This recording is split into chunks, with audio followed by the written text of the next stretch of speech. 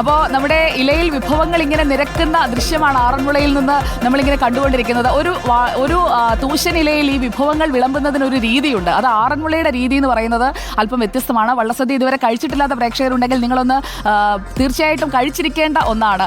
അവിടെ ഈ വഴിപാട് വള്ളസദ്യ അങ്ങനെ ഒരു 500 വള്ളസദ്യയെങ്കിലും ഒരു സീസണിൽ നടക്കും. അപ്പോൾ ഓരോ ദിവസവും ഒരു 10-15 വള്ളസദ്യയെങ്കിലും ഉണ്ടാകും. അപ്പോൾ ആ സദ്യ കഴിക്കുന്നതിനായിട്ട് അവിടെ എത്തുന്ന ആളുകൾ അവർ ധാരാളം ആളുകളാണ്. ഇന്നിപ്പോൾ വിഭവങ്ങളുടെയൊക്കെ ഒരു മിഴിവ് അവിടെ ആ ഇലയിലേക്ക് നിറയുന്നതേ ഉള്ളൂ. അത് വിളമ്പാൻ തന്നെ നല്ല ബുദ്ധിമുട്ടാണ്. നോക്കൂ, ആ ഒരു സൈഡിലായിട്ടിരിക്കുന്ന സാധാരണ ആ ഇലയിലിരിക്കുന്ന ഉപ്പേരികൾ, വറുത്ത ഉപ്പേരികൾ 5 ഇനമാണ്. 5 ഇനം വറുത്ത ഉപ്പേരികൾ ഉപ്പിനെടുത്ത് ഉപ്പേരി വെക്കുന്നു. ഉപ്പേരി 5 എണ്ണം. അതിൽ ഏത്തക്കയും ചേനയും ചേമ്പും ചക്കയും ഒക്കെ ഉണ്ട്. ശർക്കര വരട്ടിയുണ്ട്.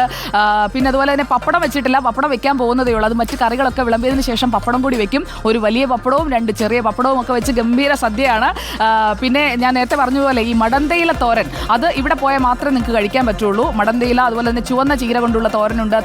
തകര ഇല കൊണ്ടുള്ള തോരനുണ്ടാവും. വാഴക്കൂമ്പ് തോരൻ, വാഴപ്പിണ്ടി കൊണ്ടുള്ള തോരൻ, പിന്നെ അച്ചാറുകൾ 4 കൂട്ടമാണ്. ആറന്മുള വള്ളസദ്യയിൽ അച്ചാർ ഇരിക്കുന്ന ഭാഗത്തേക്കൊന്ന് നോക്കിക്കേ.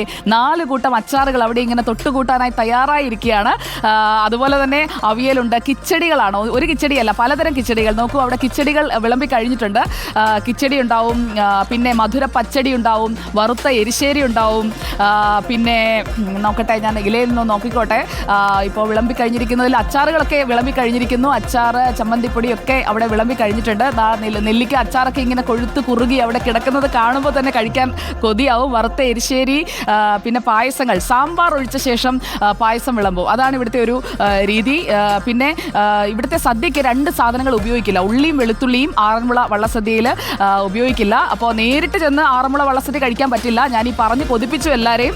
പാസ് മുഖേനയാണ് അവിടെ പങ്കെടുക്കാൻ സാധിക്കുക. വഴിപാടിന് ഊട്ടുപുരയിൽ പ്രവേശിപ്പിക്കണം എന്നുണ്ടെങ്കിൽ ആ ഊട്ടുപുരയിലേക്ക് വഴിപാടുകാരിൽ നിന്നോ വഴിപാട് നടക്കുന്ന പള്ളിയോടത്തിൻ്റെ ഈ കരനാഥന്മാർ എന്ന് പറയും, ആ കരനാഥന്മാരിൽ നിന്നൊക്കെ ലഭിക്കുന്ന പാസ്സാണ് നമ്മുടെ കയ്യിലുണ്ടാകേണ്ടത്. അപ്പോൾ നമുക്ക് പോയി സദ്യ കഴിക്കാൻ പറ്റും. എന്തായാലും അവിടെ പോയി ഒന്ന് കഴിക്കണം. ഇതാണ് ആ സദ്യയുടെ ആ ഇലയൊക്കെ കണ്ടപ്പോൾ ഞാൻ കൊതിമൂത്ത് പറഞ്ഞു പോയതാണ്. പ്രവീൺ പുരുഷോത്തമൻ അവിടെ നിന്ന് നമുക്കൊപ്പം ഉണ്ട്. പ്രവീൺ, ഞാൻ ആ ഇലയിലെ വിഭവങ്ങളൊക്കെ ഇങ്ങനെ കണ്ട് ഇവിടെ നിന്നുകൊണ്ട് അതിലൊരു കൊതി വന്നങ്ങ് പറഞ്ഞു പോയതാണ്. പ്രവീൺ, ഇന്ന് കഴിക്കുന്നുണ്ടോ വള്ളസദ്യ? അപ്പോൾ ഈ ആറന്മുള വള്ളസദ്യയുടെ അതിൻ്റെ ഇപ്പം നമുക്ക് കണ്ടില്ലേ, സുജയ പറഞ്ഞതുപോലെയുള്ള വിഭവങ്ങളൊക്കെ വിളമ്പി തുടങ്ങിക്കഴിഞ്ഞു. ഇനിയും ധാരാളം വിഭവങ്ങൾ വിളമ്പാനുണ്ട്. അല്പസമയത്തിനകം മാത്രമേ ഈ വള്ളസദ്യ വഴിപാടുകാരും ഒപ്പം തന്നെ വള്ളസദ്യ കഴിക്കാനുള്ളവരും ഈ ഹാളിനകത്തേക്ക് പ്രവേശിക്കൂ. ആ സമയത്താണ് വഞ്ചിപ്പാട്ടൊക്കെ പാടി സുജയ നേരത്തെ പറഞ്ഞതുപോലെ 20ഓളം വിഭവങ്ങൾ ചോദിക്കുന്നത്. പാളത്തൈര് മുതൽ അങ്ങനെ വളരെ സ്പെഷ്യലായിട്ടുള്ള വിഭവങ്ങളാണ് ഈ ആറന്മുള വള്ളസദ്യയിൽ ഉള്ളത്. നാളെയാണ് തിരുവോണസദ്യ ആറന്മുളയിൽ നടക്കുന്നത്. നാളെ വലിയ തിരക്കായിരിക്കും ഈ ക്ഷേത്രത്തിൽ അനുഭവപ്പെടുക. പുലർച്ചെ തിരുവോണത്തോണി ക്ഷേത്രത്തിലേക്ക് എത്തും. നാളെ പാർത്ഥസാരഥിക്കുള്ള തിരുവോണ സദ്യ കൊടുക്കുന്നു എന്ന പ്രത്യേകതയാണുള്ളത്. ധാരാളം ഭക്തർ നാളെ ഇങ്ങോട്ടേക്ക് എത്തും. ഇപ്പോൾ വള്ളസദ്യക്കുള്ള ഒരുക്കങ്ങളൊക്കെ നടന്നു കഴിഞ്ഞു. ഇപ്പോൾ ഇലയിൽ ധാരാളം വിഭവങ്ങളുണ്ട്. ഇനി എന്തൊക്കെയാണ് വിഭവങ്ങൾ വിളമ്പാനുള്ളത്? ഇനിയും വിഭവങ്ങൾ വിളമ്പാനുള്ളത് വറുത്തരിശ്ശേരി ഉണ്ട്. ബാക്കി 10-24 ഐറ്റംസ് ഇനി വിളമ്പാനുണ്ട്. അവിയൽ വിളമ്പിയിട്ടില്ല, കോലം വിളമ്പിയിട്ടില്ല, അങ്ങനെ പല ഐറ്റങ്ങളും. മൊത്തം 64 ഐറ്റമാണ്. അതിൽ 44 ഐറ്റം ഇപ്പം വിളമ്പും. ബാക്കി 20 ഐറ്റം പള്ളിയോടെ ആൾക്കാർ വന്നതിന് ശേഷം പാടി ചോദിക്കുമ്പോഴാണ് വിളമ്പുന്നത്. എൻ്റെ പേര് സദാശിവംപിള്ള എന്നാണ്. ഇപ്പോൾ ഈ പാളത്തൈര് ഉൾപ്പെടെയുള്ളവ ചൊല്ലി ചോദിക്കുമല്ലോ. ബാക്കി ഏതൊക്കെ വിഭവങ്ങളാണ് ചൊല്ലി ചോദിക്കുക? പാടി ചോദിക്കുന്നത് അമ്പഴങ്ങ പാടി ചോദിക്കും. കാളിപ്പഴം, കദളിപ്പഴം, പഴങ്ങൾ തന്നെ 5 പഴങ്ങൾ പാടിപ്പോഴും. 5 ഐറ്റം തോരനുണ്ട്. അതായത് ചീരത്തോരനെ, മടന്തത്തോരനെ, തകരത്തോരനെ, ഇങ്ങനെ കാത്തോരനെ, അങ്ങനെ 5 ഐറ്റം തോരനുണ്ട്. ഇങ്ങനെ ഇവയെല്ലാം പാടി ചോദിക്കുമ്പോഴാണ് വിളമ്പുന്നത്. അതിന് പള്ളിയോടം വന്ന് സ്വീകരിക്കാൻ തുടങ്ങിയതേ ഉള്ളൂ. അത് വന്ന് കയറുന്നതാണ്. നാളെ ഇവിടെ തിരുവോണ സദ്യ ഉണ്ട്. അത് ഞാൻ തന്നെയാണ് നടത്തുന്നത്. പാർത്ഥസാരഥി ഫിനാൻസിൻ്റെ വാസുദേവൻപിള്ളയുടെ വക വഴിപാടാണ് നാളത്തെ തിരുവോണ.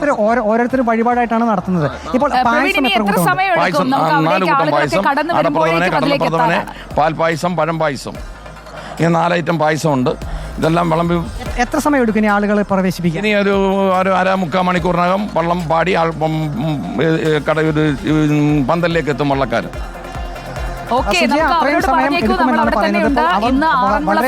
പ്രേക്ഷകർക്ക് വേണ്ടി നമ്മൾ എത്തിക്കുകയാണ്.